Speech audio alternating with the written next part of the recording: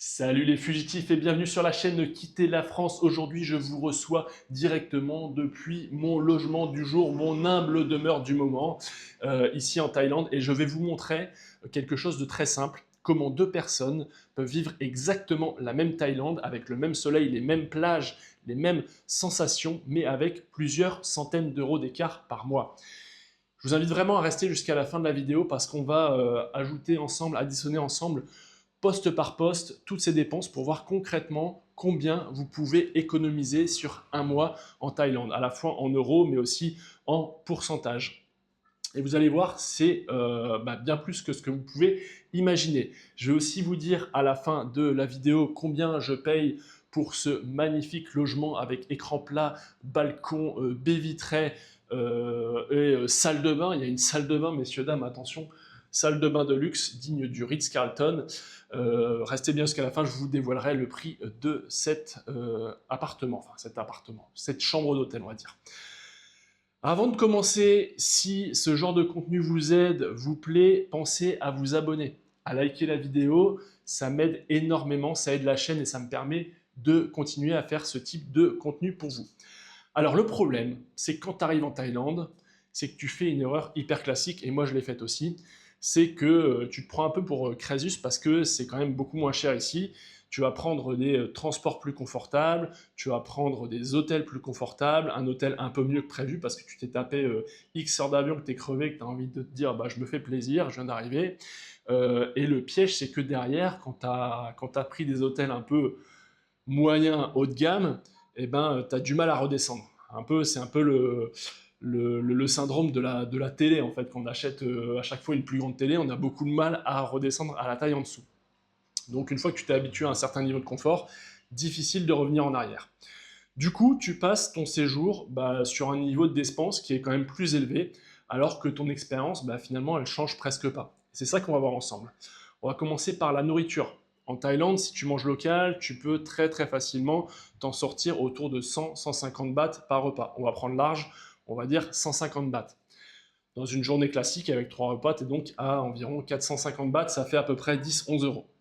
Pour ce prix-là, tu manges bien, c'est varié, c'est rapide aussi. Putain, moi, je suis bluffé par la rapidité d'exécution et de service, et tu te sens vraiment pas privé. Alors ça, je peux te le garantir que tu seras full, tu n'auras plus faim à la fin du repas, ça, je te le garantis, je te le signe.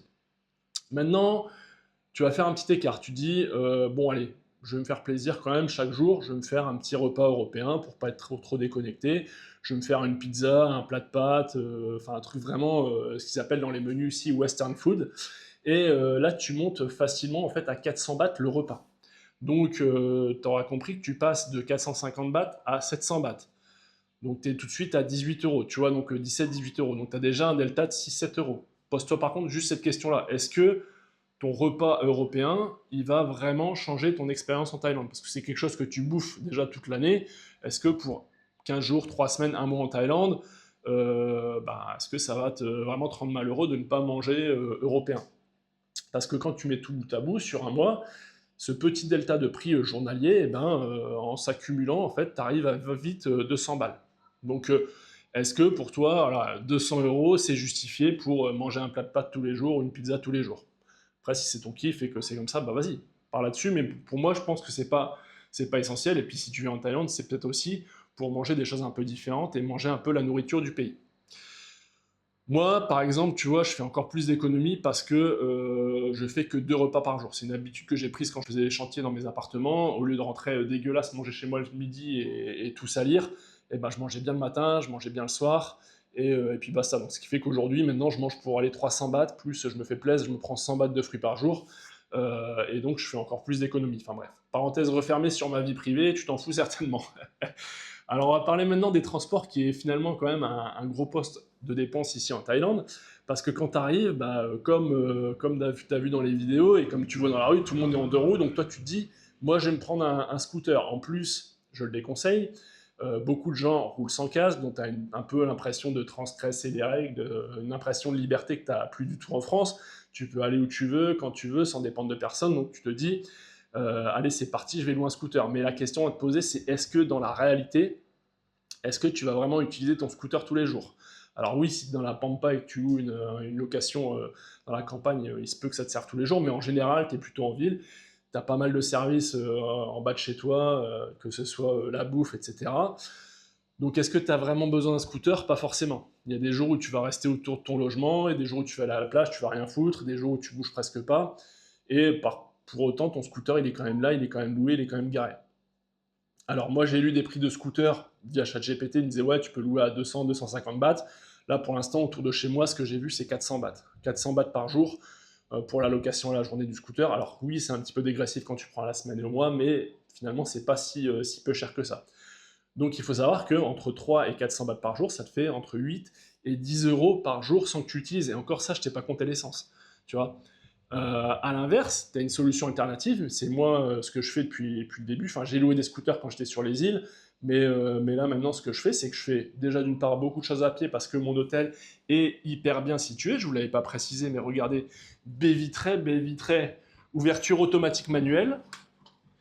Hop, il fait déjà méga chaud, là, il est 9h30, il fait chaud de ouf.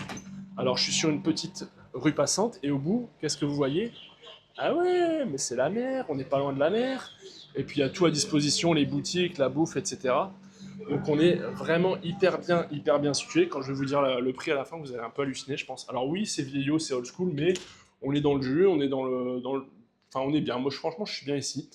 Donc on parlait de quoi? De scooter. Ouais, donc pas forcément besoin de te déplacer motorisé. Tu peux faire pas mal de choses à pied.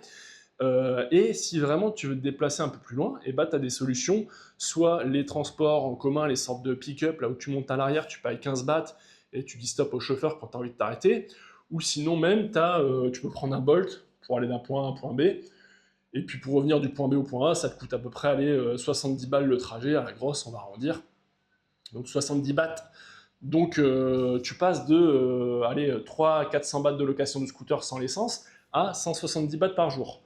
Donc encore une fois, là, tu passes en journalier de 10 euros à 4 euros. Et encore, si tu bouges même pas, les 4 euros, tu les comptes pas. Donc tu peux même économiser 10 balles par jour. Tu vois. T'as pas à conduire, t'as pas de stress, enfin, t'as moins de stress. Après, t'as des pilotes de scooters qui sont un peu chauds, mais bon, tu peux leur dire de se calmer.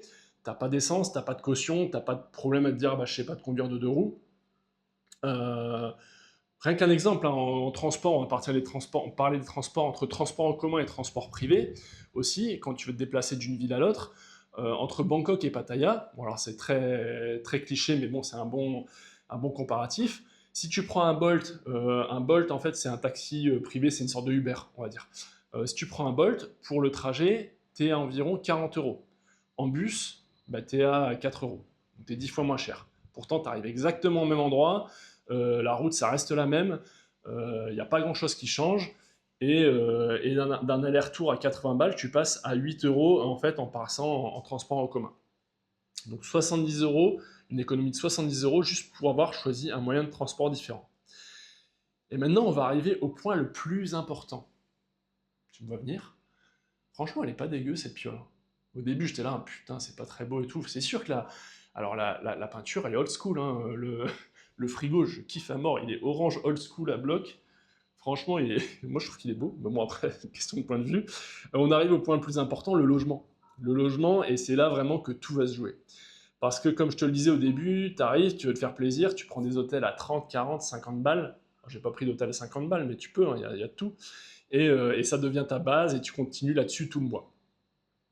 Aujourd'hui, moi, là maintenant, je suis dans ce logement. Vous auriez peut-être pu me le dire en commentaire. D'ailleurs, dites-moi en commentaire combien vous pensez que je paye ce magnifique logement qui doit faire à peu près 20 mètres carrés, avec une douche, avec un bac à douche gigantesque, une télé écran plat dernier modèle, une magnifique baie vitrée pour être réveillée par le soleil exposée à l'est, la clim bien évidemment, dernier modèle, et puis une vue sur une rue passante où en fait c'est plutôt sympa et puis c'est plutôt animé donc c'est plutôt cool.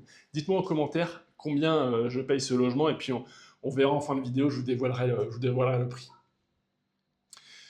Donc roulement de tambour, combien je paye ce logement? Eh ben je le paye 15 euros la nuit. Voilà, 15 euros la nuit. Alors, le prix peut paraître un petit peu élevé pour la Thaïlande, seulement voilà, je paye à la nuit. Si je payais au mois, je pense que je paierais beaucoup moins cher. D'ailleurs, ça vaudrait le coup, je demande combien serait au mois. À mon avis, ça serait peut-être, allez, 10 balles la nuit, je pense, au mois. 10-11 balles la nuit. Alors ouais, la déco, elle est un peu old school, mais finalement, c'est propre. Le lit, il est confortable. La clim fonctionne. Et puis surtout, je suis à 200 mètres de la mer, hein, comme vous l'avez vu tout à l'heure sur la vidéo. Je suis vraiment à 2 pas de la mer. Je vais faire mon footing le soir. J'ai la salle de sport. J'ai pris une salle de sport qui est à Paris à 300 mètres. Pour manger, j'ai qu'à descendre. Là, en fait, c'est un hôtel-restaurant, donc j'ai même pas à sortir du bâtiment. Je descends au rez-de-chaussée, il y a un restaurant. Le mec qui tient l'hôtel, c'est un Italien, il est super sympa. Et l'hôtel, c'est le Five Palms à Pratamnak. Voilà.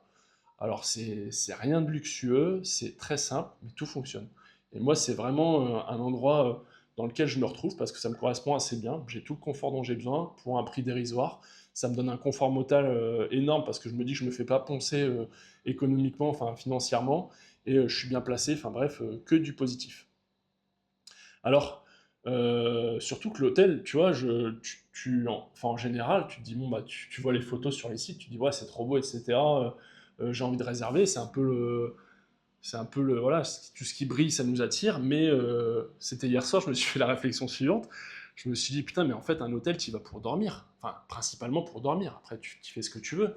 Mais j'étais dans mon lit, puis je ferme les yeux, je me dis, mais en fait, la déco qui est un peu moche, etc., le verre là, un peu chelou, qui date des années, je sais pas, 2000, 90, quand tu as les yeux fermés, bah, tu le vois pas, en fait, que tu sois dans une chambre à 30, 40, 50 ou 100 euros, si ton lit il est confortable, que les draps sont propres, tu le vois pas tout ça quand tu dors, donc en fait, on s'en fout.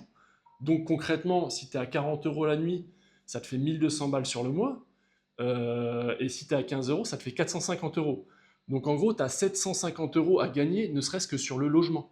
Tu vois, 750 euros pour avoir les yeux fermés dans un endroit où tu sais même pas ce qu'il y a autour de toi. Enfin, pour moi, voilà, le surcoût, il est vraiment pas justifié.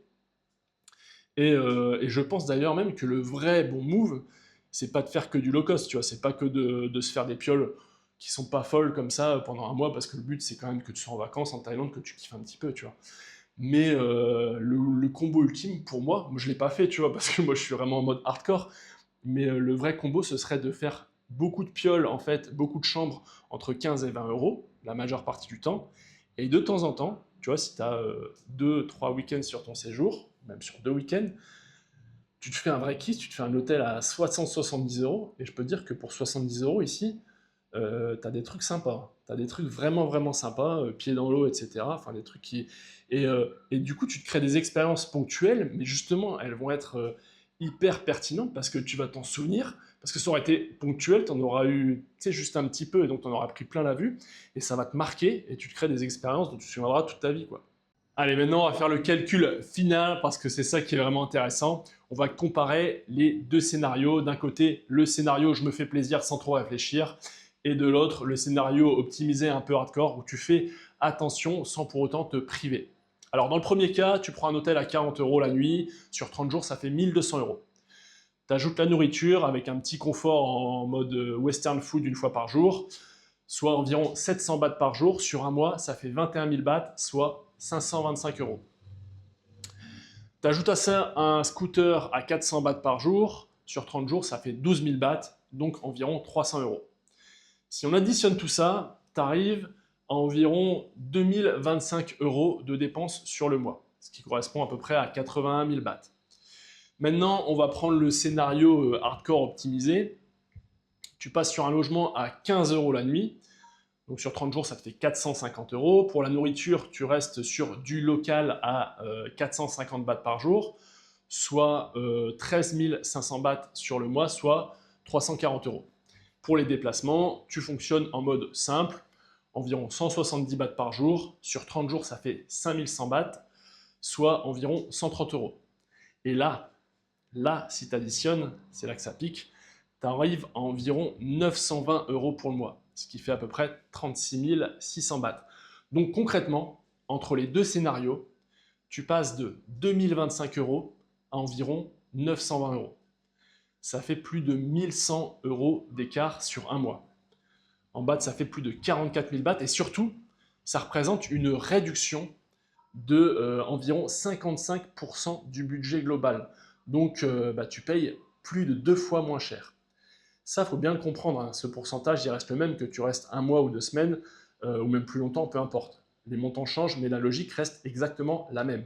Donc la vraie question maintenant, elle est assez simple, c'est est-ce que tu préfères dépenser plus de 2000 euros pour vivre dans des endroits corrects, mais finalement assez standards, ou est-ce que tu préfères vivre pour moins de 1000 euros dans des logements plus simples, parfois même mieux placés, et te garder une grosse marge pour te faire vraiment plaisir de temps en temps?